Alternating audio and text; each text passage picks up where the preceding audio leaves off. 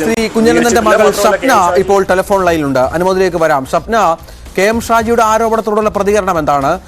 ഇത് CPM-ന് കൂടി പങ്കാളിത്തമുള്ള ഒരു മരണമാണ് എന്ന് പറഞ്ഞു വെക്കുമ്പോൾ കുടുംബം സ്വാഭാവികമായി അതിൽ പ്രതികരിക്കണമല്ലോ.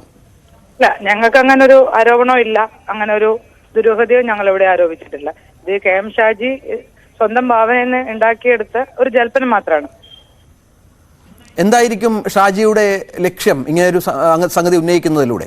ലക്ഷ്യം വരാൻ പോകുന്ന തെരഞ്ഞെടുപ്പായിരിക്കാം, വേറൊന്നും ഞാനതിൽ കാണുന്നില്ല. ഇത്രയും കാലം ഇല്ലാത്തൊരു ആരോപണം ഷാജി ഇപ്പോൾ ഉന്നയിക്കുന്നെങ്കിൽ ഷാജിയുടെ തെരഞ്ഞെടുപ്പ് ഭയമായിരിക്കും. സ്വാഭാവിക മരണമാണ് കുഞ്ഞനന്തന് സംഭവിച്ചതെന്നാണ് കുടുംബം വിശ്വസിക്കുന്നത്. അങ്ങനെയല്ല, അച്ഛനെ UDF-ന്റെ ഭരണ സമയത്ത് മതിയായ ചികിത്സ ലഭ്യമായിരുന്നില്ല.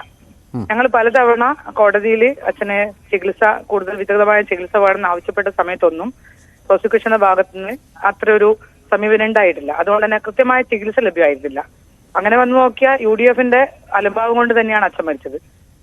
കൊടിയേരി അച്ഛൻ മരിച്ച സമയത്ത് പറഞ്ഞ ആ വാക്ക് തന്നെയാണ് ഞങ്ങൾക്കും പറയാനുള്ളത്. UDF-ന്റെ ഭരണകൂടം വേട്ടയാടി കൊന്നത് തന്നെയാണ് അച്ഛന. ഈ CPM-ന്റെ സഹായം ഉണ്ടായിരുന്നോ ആ വേളയിലൊക്കെ കുടുംബത്തിന്? പിന്നെ എല്ലാ ഘട്ടത്തിലും CPM-ഉം അച്ഛൻ നിരപരാധിയാണ് എന്നത് CPM-നും ബോധ്യമുള്ള കാര്യമാണ്, നാട്ടുകാർക്കും ബോധ്യമുള്ള കാര്യമാണ്. അതുകൊണ്ട് തന്നെ എല്ലാ ഘട്ടത്തിലും ഞങ്ങളുടെ കൂടെ തന്നെ ഉണ്ടായിരുന്നു. അപ്പോൾ തെരഞ്ഞെടുപ്പ് മാത്രം മുന്നിൽ കണ്ടുള്ള കേവലം ഒരു ആരോപണമായിയാണ് കുടുംബം ഇതിനെ കാണുന്നത്? ഉറപ്പായിട്ടും.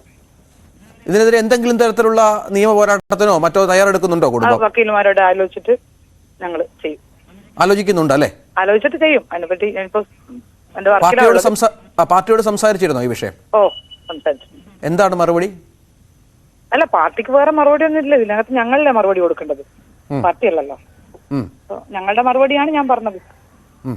മറ്റു കാര്യങ്ങൾ വക്കീലുമായിട്ട് ആലോചിക്കും. ശരി, സ്വപ്നയാണ് സംസാരിച്ചത്.